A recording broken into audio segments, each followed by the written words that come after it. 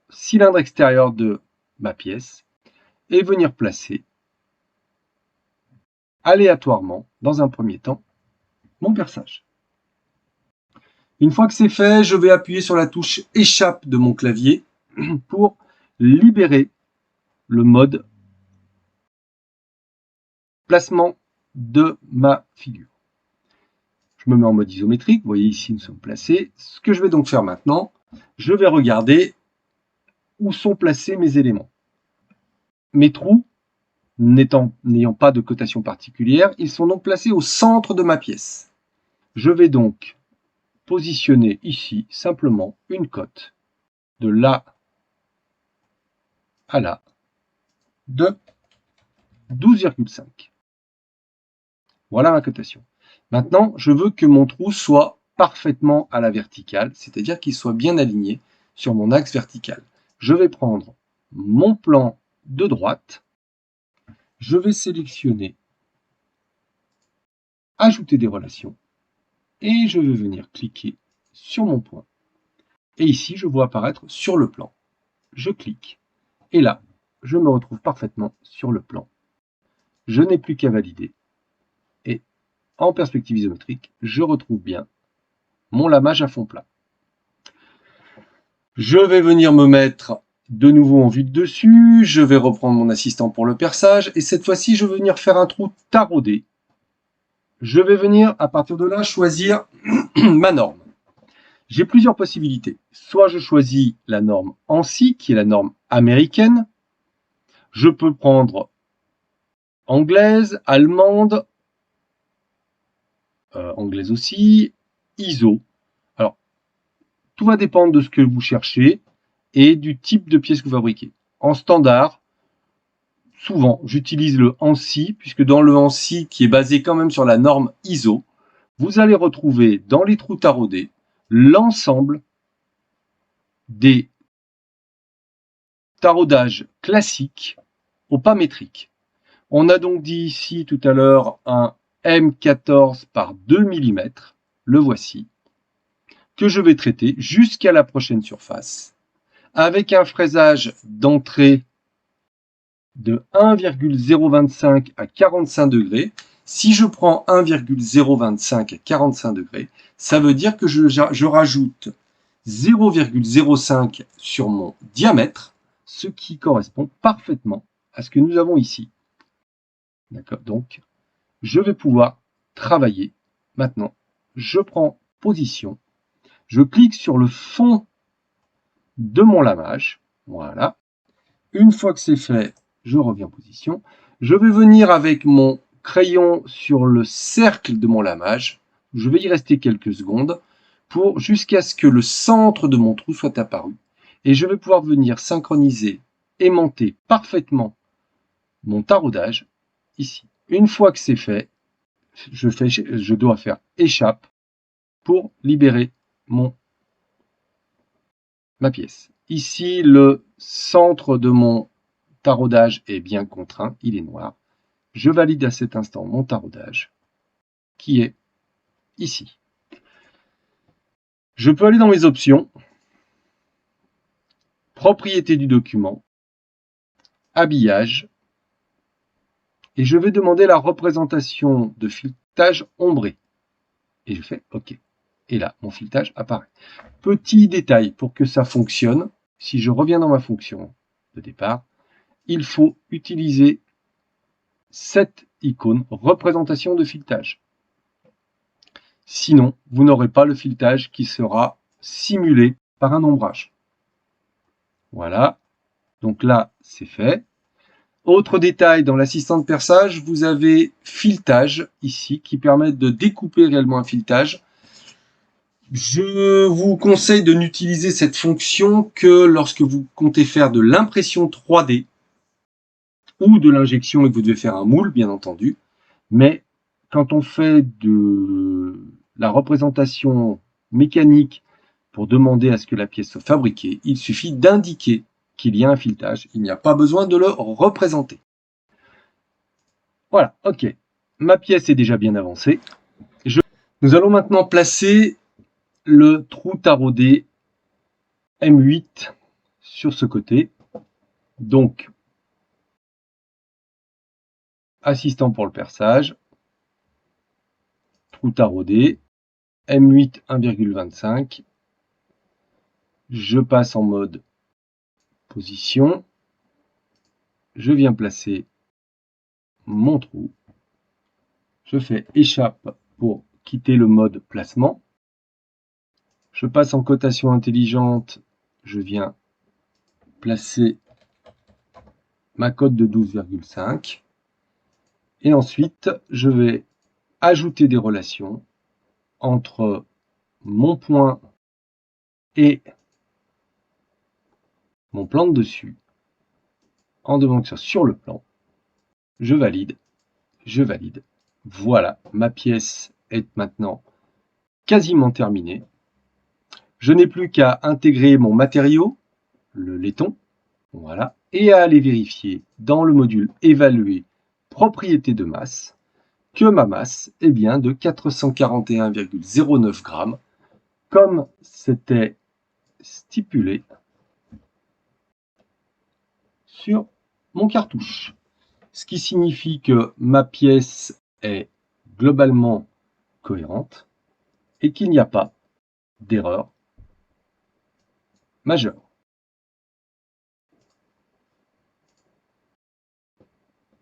Je peux aussi, grâce à ce module évalué et à la fonction propriété de masse, créer ce que l'on appelle la fonction de masse. Donc, créer la fonction de masse me permet d'avoir en fait les coordonnées ici et le placement ici du centre de gravité de ma pièce. Une fois que c'est fait, voilà mon centre de gravité qui apparaît. Donc, si je clique, il disparaît. Par contre, je peux, dans la visualisation des éléments, demander la visualisation de mon centre de masse. Ce centre de masse, en fait, vous voyez, qui restera toujours en permanence au même endroit, avec les mêmes coordonnées. Moins 0,26, moins 1,03, 12. Ces coordonnées sont par rapport au centre de mon repère, 0, 0, 0. Je peux aussi, quand je suis sur ce point, demander à créer un point de référence, en fait une géométrie de référence. Et cette géométrie de référence, à partir de là, devient un point physique de ma pièce, enfin point virtuel de ma pièce, que je vais pouvoir utiliser, par exemple, pour faire passer un plan, pour faire passer quelque chose. C'est-à-dire qu'à partir de là, je vais pouvoir utiliser cet élément-là pour savoir en permanence dans les trois directions où se situe mon centre de gravité pour faire passer, par exemple, la force représentant le poids de la pièce.